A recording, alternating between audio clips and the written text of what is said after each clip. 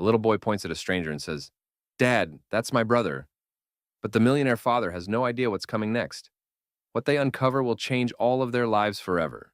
The rain tapped gently against the windows of the grand estate in East Hampton, where silence had long taken root. Lendon McCraig, a 43-year-old real estate mogul worth over $120 million, stood alone in the study, sipping black coffee that had long gone cold. His house was massive: 10 bedrooms, 7 fireplaces, a personal theater. But only one room mattered anymore: his son's. Jorik, his 8-year-old son, was Lendon's entire world. Ever since the tragic car accident that took the life of his wife, Sabine, 4 years ago, Lendon had withdrawn from nearly everything except fatherhood and business. He didn't attend galas, didn't date, didn't even vacation. Instead, he made sure Jorik had the best tutors, the best doctors, the best of everything, except perhaps a childhood. That Saturday, Lendon reluctantly agreed to attend a charity event in Brooklyn, a community fair hosted by a local nonprofit that worked with low-income families. His PR team had begged him to go, insisting the press coverage would be good for his company's image. He agreed under one condition: Jorik would come with him. He believed in showing his son both worlds, the ivory towers and the reality beyond them. The venue was a renovated community center, bustling with music, face-painting booths, and the smell of cheap popcorn. While Lendon made small talk with board members and donors, Jorik wandered over to the arts and crafts section, where children were sculpting shapes from clay. Lendon kept an eye on him from afar, as he always did. It happened quietly.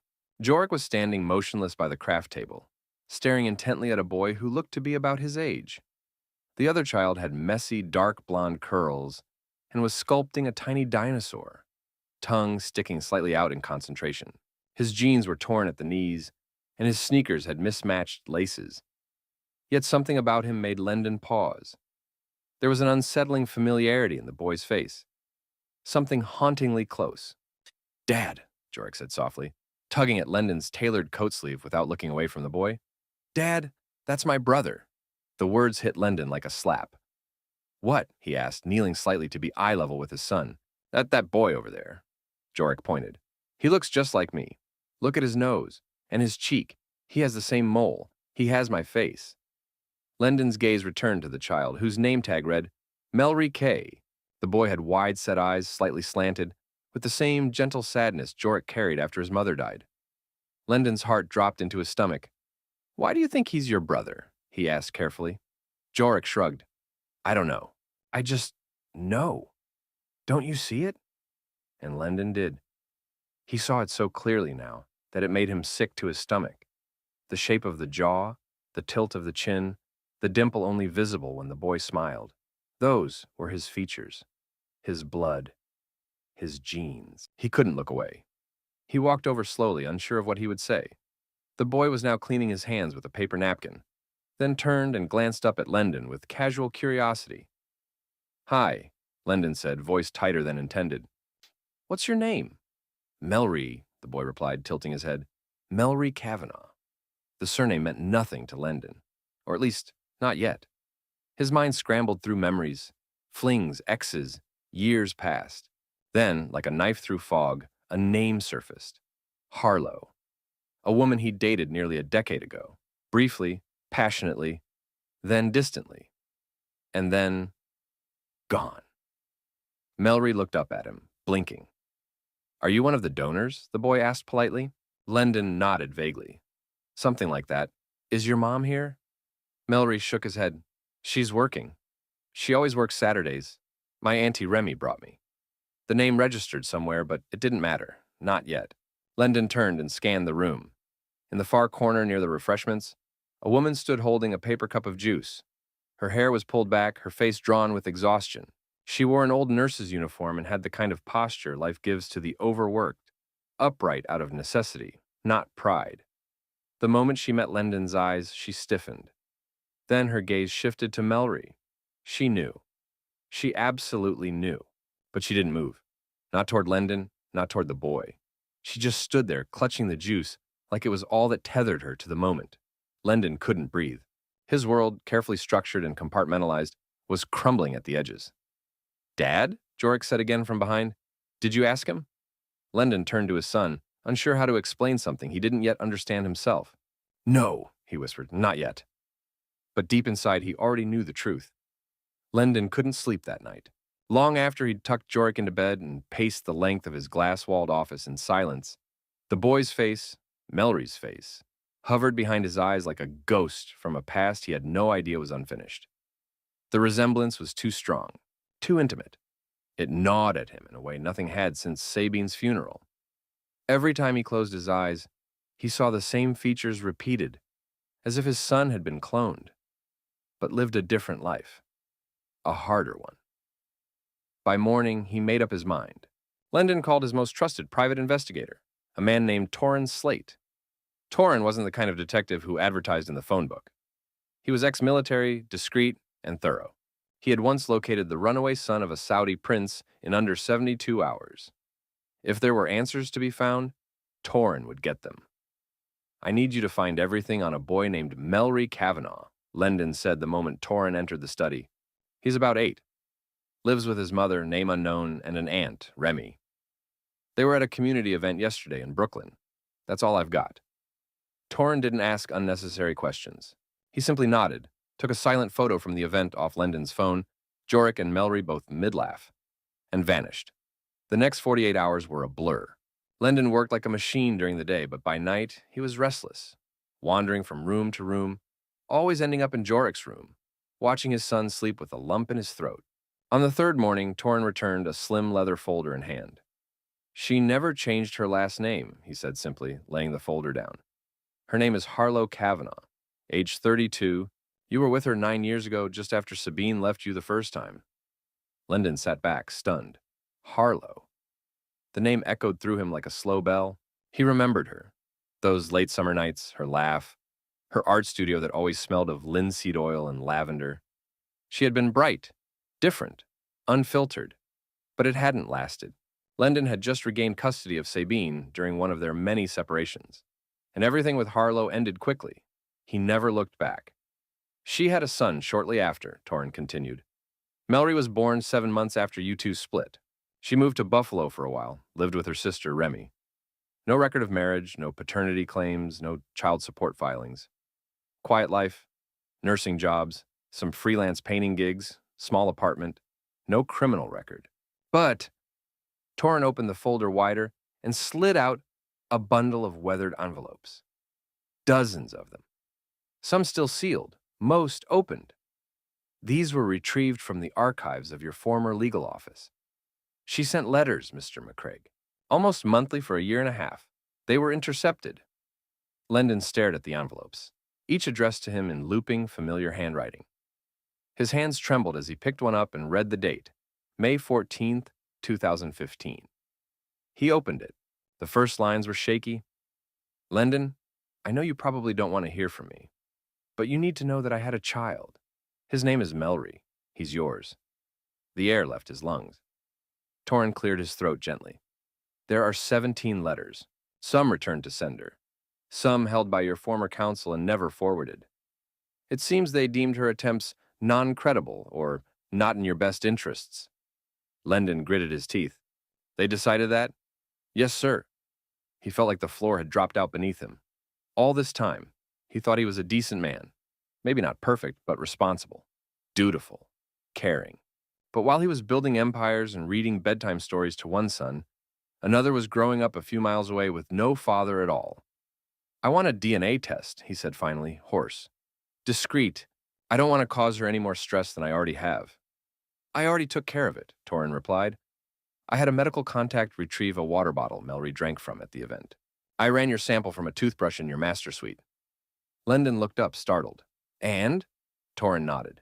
"He's your son." Lendon pressed both hands over his mouth. He didn't speak for a long time.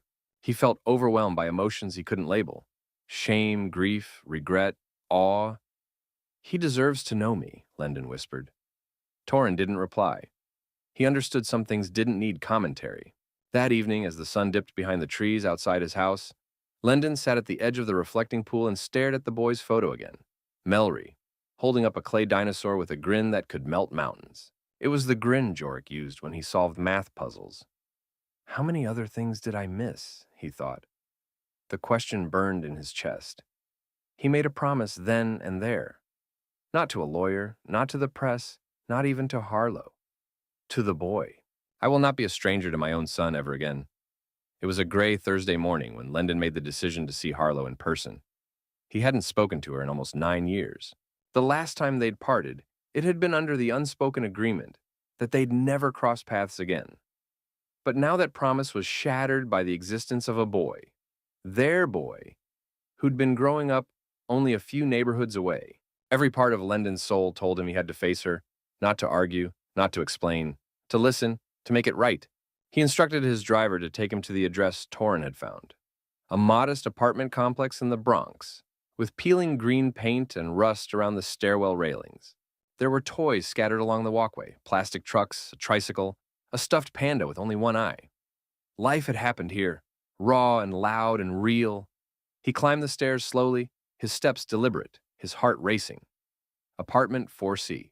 He raised his hand and knocked. No answer. He waited. He was about to knock again when he heard soft footsteps on the other side. The door creaked open just slightly, chain still latched. And then he saw her, Harlow.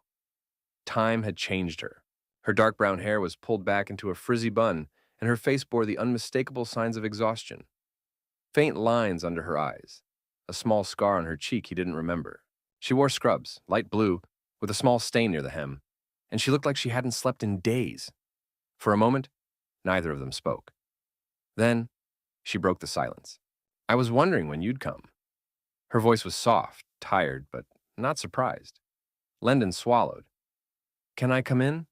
She hesitated, then closed the door briefly, unlatched the chain, and opened it fully. Make it quick. I'm working the night shift. He stepped inside. The apartment was small but tidy. The walls were covered in Melry's crayon art. Dinosaurs, stars, strange creatures with giant heads and happy faces. There was a framed photo of Melry sleeping with a book on his chest. It hit Lendon like a gut punch. He had hundreds of photos of Jorik, framed and curated. But none of Melry, none. Harlow crossed her arms. So, you found out. I did. And let me guess. You're angry no one told you?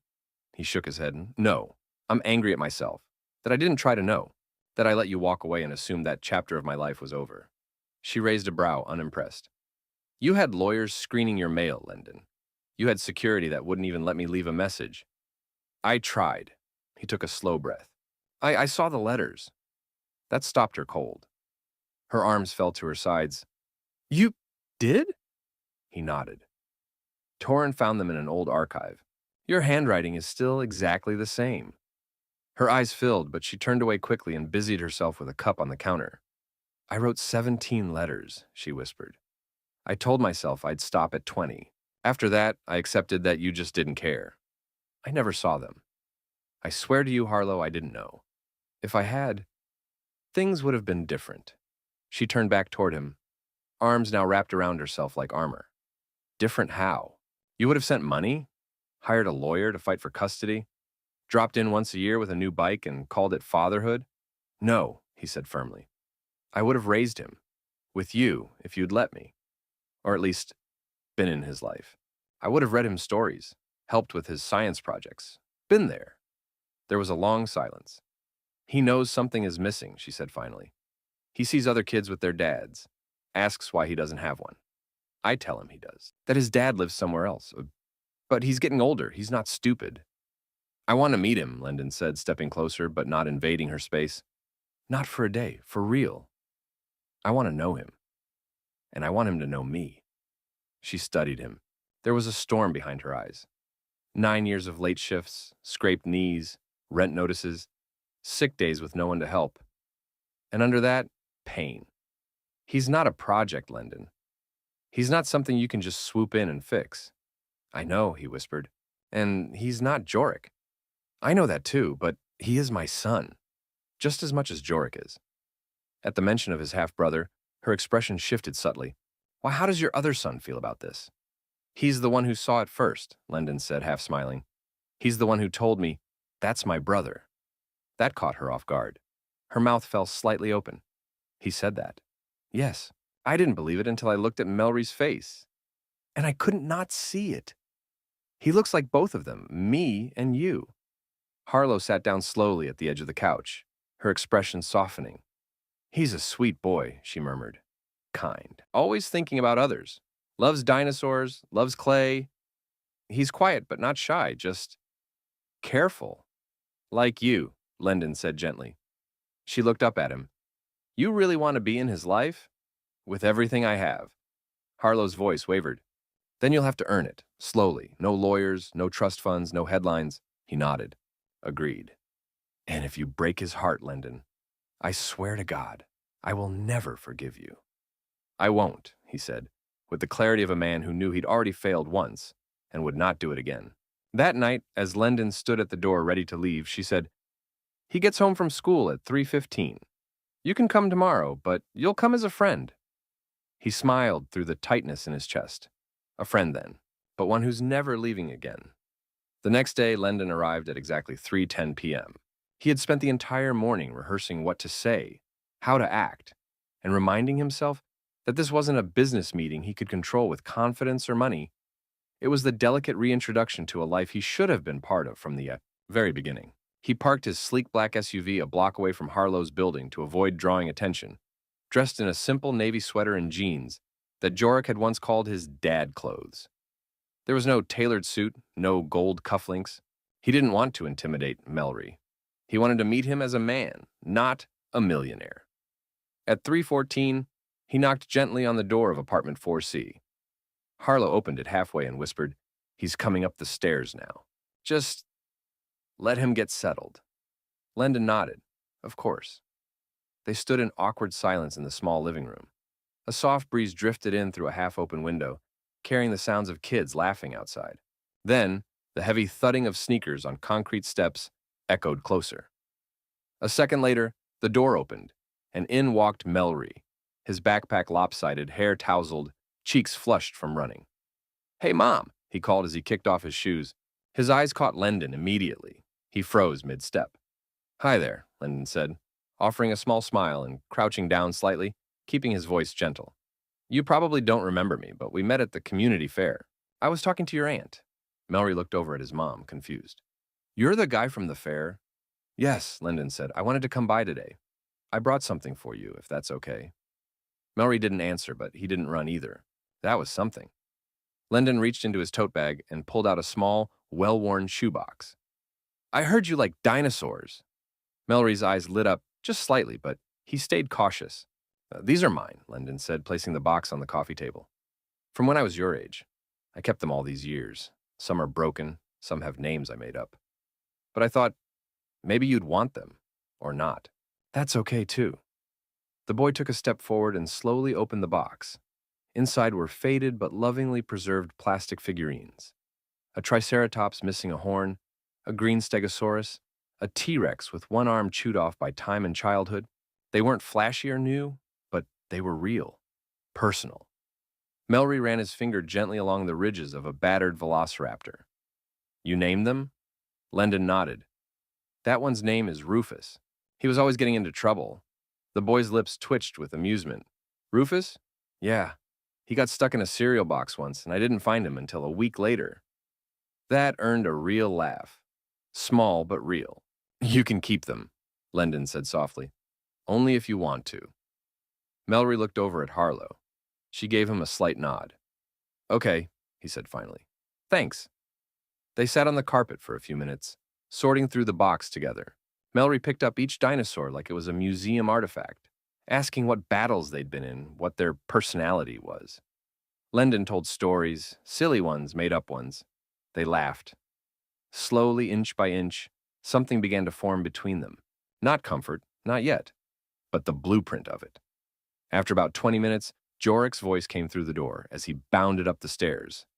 Dad, I'm here! I brought the book, you said. The door swung open and Jorik froze when he saw Melry on the floor. Melry looked up and blinked. For a moment, the room was silent. Then Jorik grinned. Hey, you're the boy from the fair. Melry nodded slowly. Yeah, I remember you. You're really my brother? Lendon tensed.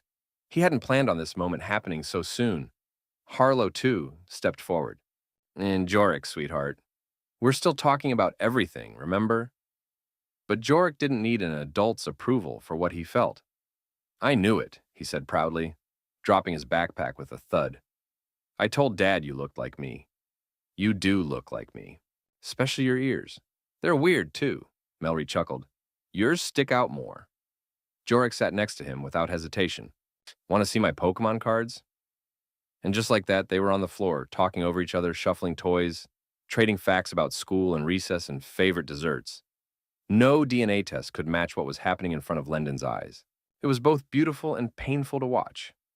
At some point, Harlow stepped into the kitchen to give them space. Lendon followed quietly. She stood at the counter, arms crossed, watching the boys through the pass-through window. He's warming up faster than I thought, she whispered. They're kids, Lendon replied. They don't carry the baggage we do. Just instincts. She nodded. And now what, Lendon? Are you going to bring him into your world? The mansion, the press, the attention? I want to do what's best for him, not what looks best. And what about Jorik? I'll talk to him. I'll guide him through it. But he's already accepted Melry, faster than I could have imagined. They both stood there in silence, watching the boys giggle on the floor. You know, Harlow said after a pause, he's going to start asking questions about why you weren't there. I'm ready for that, Lendon said, his voice low. I may not have all the answers, but I'll give him the truth. And if he doesn't forgive you, then I'll keep showing up until he does, or until he lets me be part of his life in whatever way he can. Harlow looked at him for a long moment. Don't make me regret letting you in, Lendon. I won't. For the first time, her shoulders relaxed, only slightly. But it was enough. And behind them, two brothers laughed, without knowing the weight of the miracle unfolding between them. A week passed, and in that time, Lendon became a regular presence in apartment 4C. He didn't arrive in suits, didn't bring gifts with bows or promises dripping in wealth. He showed up with science kits from the dollar store, a chessboard he taught both boys to use, and once even a pizza he had personally attempted to bake, burned at the edges but made with sincerity. He stayed on the floor, on their level, kneeling with them as they built Lego castles and drew comic strips on printer paper. But beneath the growing laughter, a tension still lingered like an unanswered question. What happens next? Harlow could feel it building, unspoken, every time Lendon looked at Melry just a second too long or lingered after a bedtime story. He was waiting for something, permission maybe, or courage. It finally came to a head one quiet evening as rain tapped against the windows. The boys had fallen asleep on a pile of blankets in the living room after watching an animated dinosaur movie. Harlow tucked a blanket over them and motioned for Lendon to follow her into the kitchen. She poured tea, he poured honesty. I want to take him for a day, Lendon said quietly. Just me. Maybe Jorik, too. Somewhere neutral, a park, a museum. I want to be a father to him, not just a visitor. Harlow stirred her tea without answering.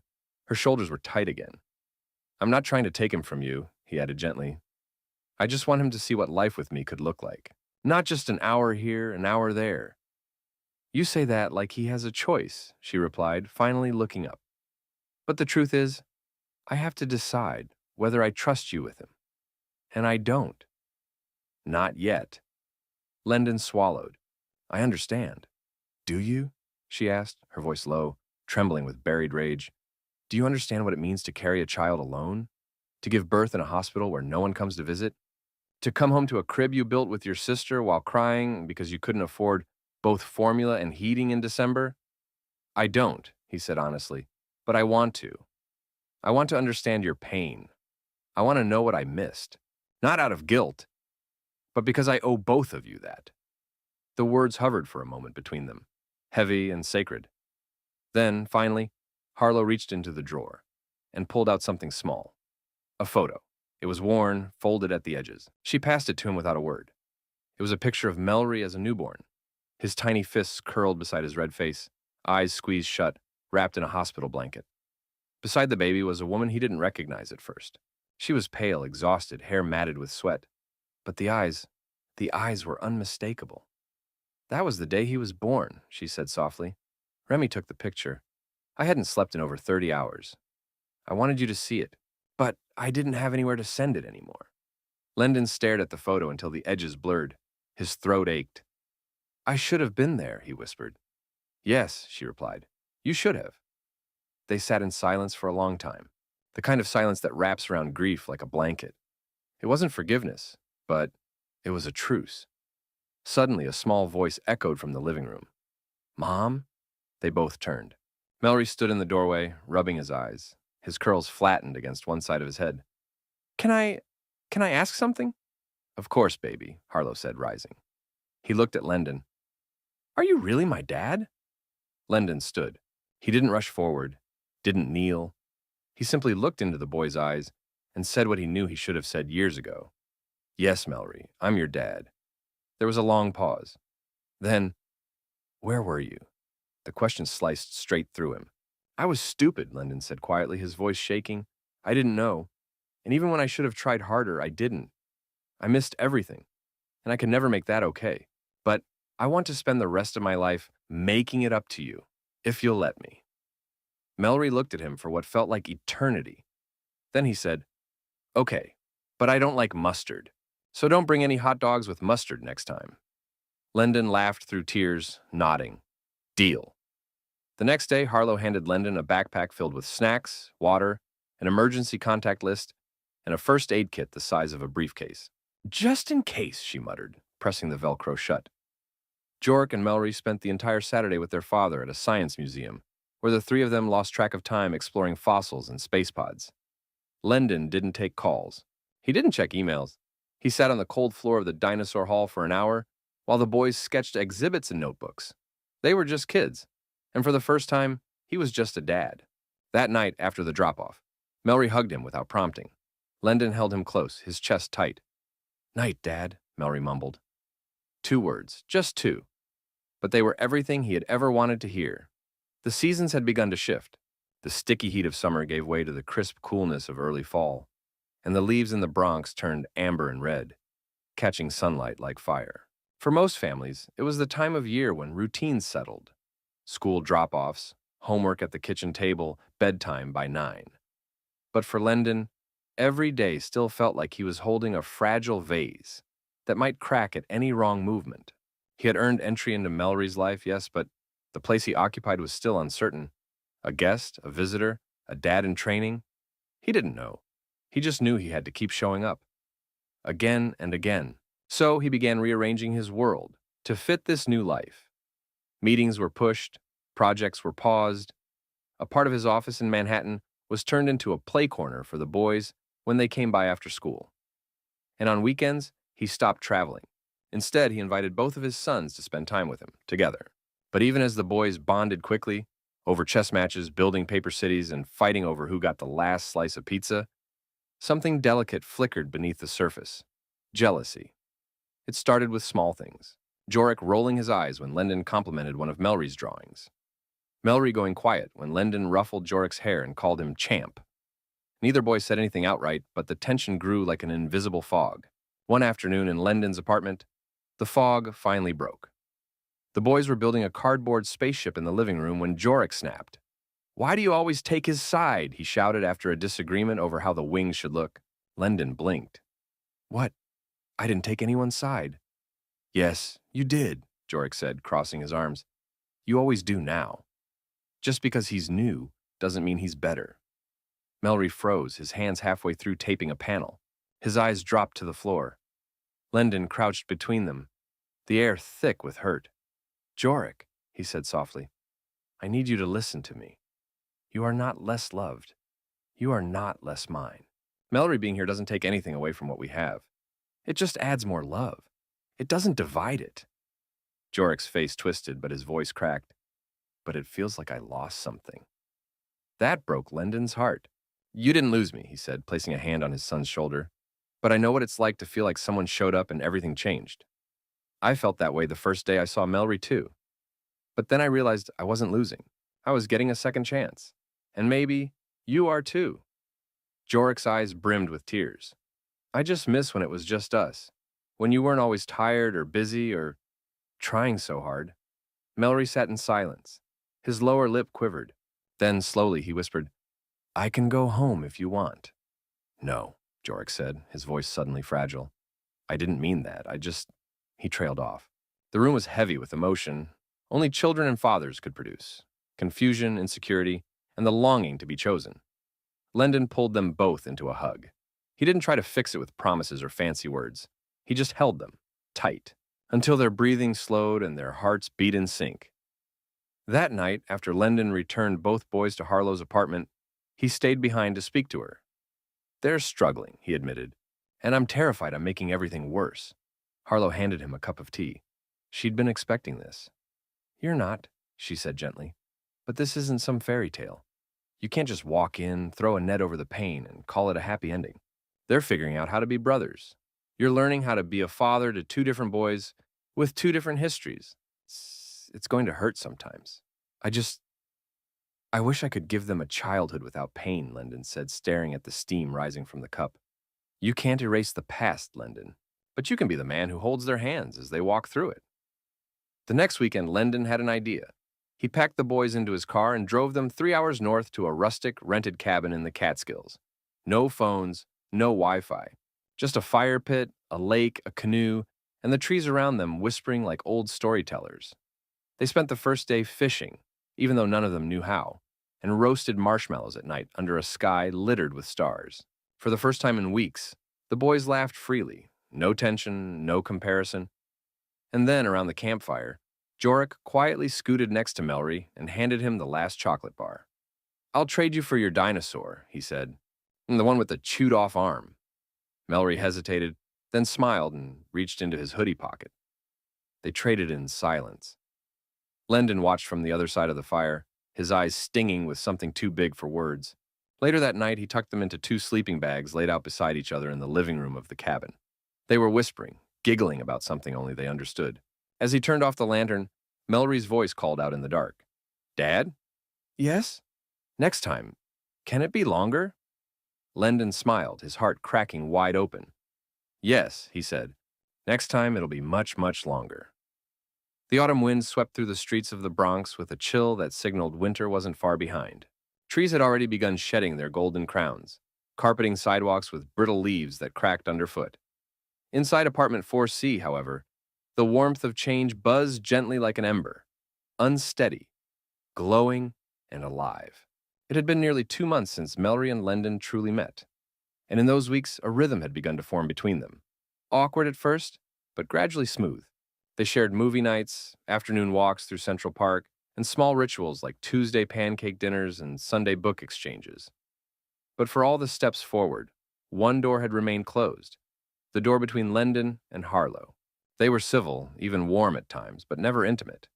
They didn't linger alone in rooms, didn't touch by accident or exchange glances that lasted too long. They both knew there was still a wound between them, an old scar, healed crooked, that still throbbed in the cold. One evening, that changed. Lendon had offered to help with dinner, an act that previously made Harlow roll her eyes with suspicion. But this time, she nodded. So he rolled up his sleeves and chopped vegetables beside her while the boys wrestled in the living room over whose turn it was to choose the movie. "So," she said, carefully peeling carrots, "are you still planning to move to LA next year? Your firm's expansion was all over the news last week." Lendon hesitated, then set down the knife. "I'm not going." Harlow blinked. "What?" "I turned it down. I told them I'd stay in New York and run the East Coast branch." She leaned against the counter, crossing her arms. "That's a billion-dollar opportunity. You've wanted that for years." "I did," he said quietly. "Before. But things are different now." Her voice dropped. "Because of Melry?" He nodded. "And Jorik. And you." She didn't speak, just stared at him, trying to read his face, see past the careful walls she remembered so well. "I didn't realize how lonely I'd made myself," he continued. "All those years building towers and signing contracts. I thought I was being strong, focused. But really, I was just scared. Scared of caring again. Scared of losing." She laughed softly, not mocking him, but sad. "You were always good at running." "I know," he said, a smile tugging at the corner of his lips. But lately, I've been thinking about what it would mean to stop." He reached into his pocket and pulled out a folded envelope. Gently, he laid it on the table between them. "What is this?" she asked cautiously. "Something I should have given you 9 years ago."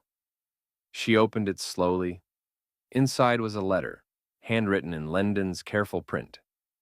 "To Harlow. If I'd known then what I know now, I would have chased you down the stairs that night. I would have asked you to stay, not out of obligation, but out of love. I would have fought to know my son. I would have learned how to hold your grief, not just mine. It's late, too late to undo what's been done. But if there's still a place for me, not just in Melry's life, but in yours, I want to earn it. One dinner at a time, one moment at a time. Yours, if you'll have me, Lyndon. She folded the letter in silence, her hands trembling slightly. I don't know what to say, she whispered. You don't have to say anything, he replied. Just think about it. The timer buzzed from the oven, startling them both. She wiped her eyes quickly and moved to check the casserole, giving herself an excuse to turn away. Lyndon returned to slicing tomatoes, though his heart now beat erratically inside his chest. After dinner, the boys settled into their sleeping bags again, this time without any bickering. They were whispering about aliens and haunted trees, giggling into their pillows. Harlow stood near the window, arms folded, eyes on the night sky. Melry asked me something yesterday, she said, not turning around. Lyndon looked up. What? He asked if I'd ever marry his dad. Silence. What did you say? I told him I didn't know. She finally turned. Her eyes were not teary, but thoughtful. Because the truth is, I'm not afraid of you anymore, Lyndon. I'm afraid of how much of myself I lost trying to forget you. He stepped toward her, stopping a respectful distance away. Then let's not try to go back, he said. Let's try something new, slow, honest. She gave a half smile. Like Tuesdays and pancakes? He laughed. Exactly like that. Outside, the wind howled faintly, stirring dry leaves into a rustling chorus. Inside, something old softened. Something broken mended just a little. When Lyndon left that night, Harlow walked him to the door for the first time. And as he stepped into the hallway, she called after him quietly, Lyndon? He turned. She hesitated, then said it anyway. Next week, dinner's at my place again. But bring wine this time. I'm not cooking alone. He smiled wide, the hallway light catching the silver in his hair. Red or white? Surprise me. The first snow fell softly over the city in mid-December.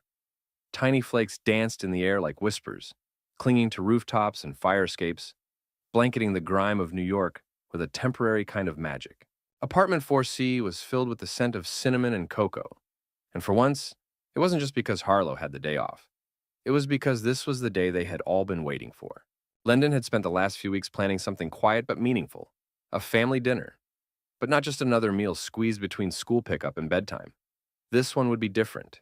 This one would be the dinner, the one where things stopped being temporary, where all the questions hanging between them would finally have a home. He arrived early that evening, arms full of groceries and small gifts, wrapped in brown paper and string. Nothing flashy, just thoughtful. A new sketch pad for Melry, a science fiction novel for Jorik, and a wool scarf in Harlow's favorite moss green. He knocked softly, and this time, no chain stayed latched. The door swung open, and Harlow greeted him not with formality, but a warm, quiet smile. She stepped aside to let him in without a word, her eyes soft with something unspoken. The boys were already buzzing with excitement.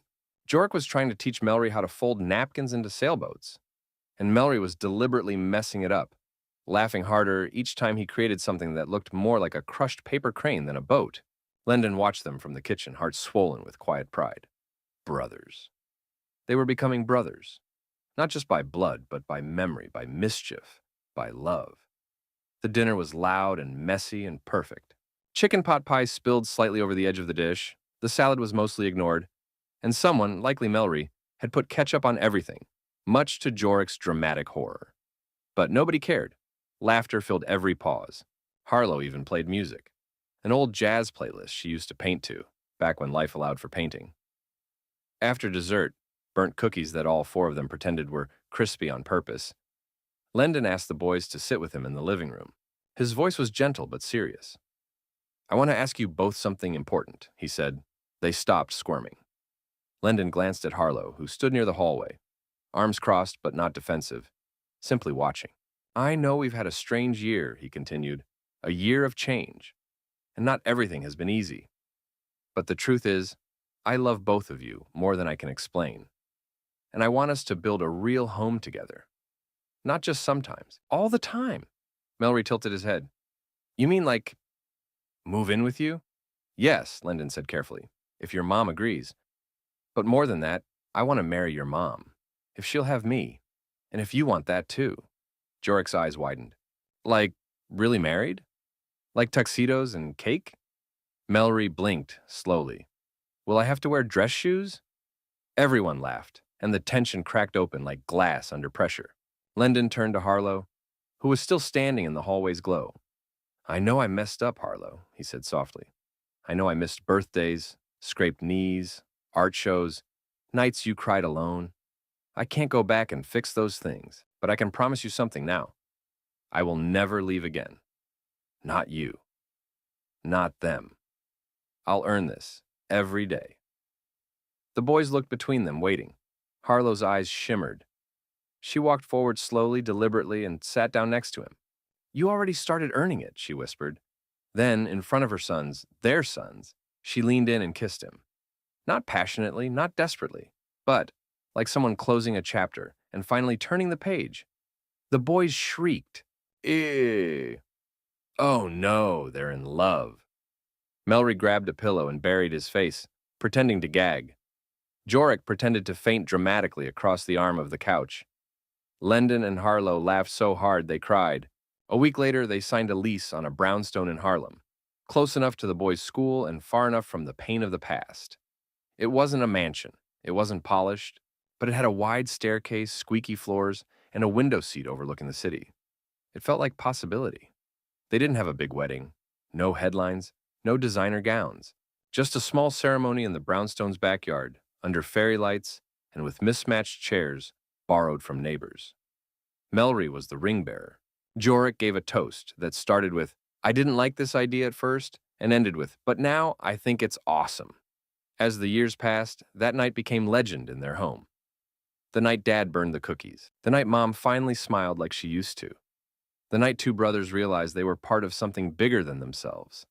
A family that had been fractured, then patched back together, stronger at the seams. And though life was never perfect, there were still colds, bad grades, slammed doors. Love was no longer uncertain.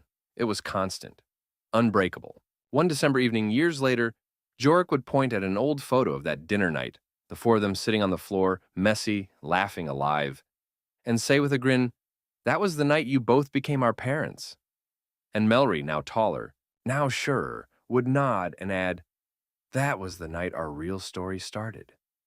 In my view, the ending of the story is not just happy, it's earned. That's what makes it meaningful. Too often, stories about fractured families resolve with a single hug or a dramatic reveal. But real healing takes time, discomfort, humility, and choice. What makes this ending powerful is that every character, Lendon, Harlow, Jorek, and Melry, chooses to try again. They choose love despite the mess. They face old wounds, not with denial, but with honesty. Lendon doesn't magically become a perfect father. He grows into one step by imperfect step. Harlow doesn't forget the past. She learns to let someone new walk beside her in it. And most beautifully, the boys don't just become brothers by DNA. They become brothers through laughter, jealousy, late-night whispers, and trust. This story reminds us that second chances aren't just about showing up once. They're about showing up again and again, even after you've failed. Especially after you've failed. It's not a fairy tale. It's better. It's real love.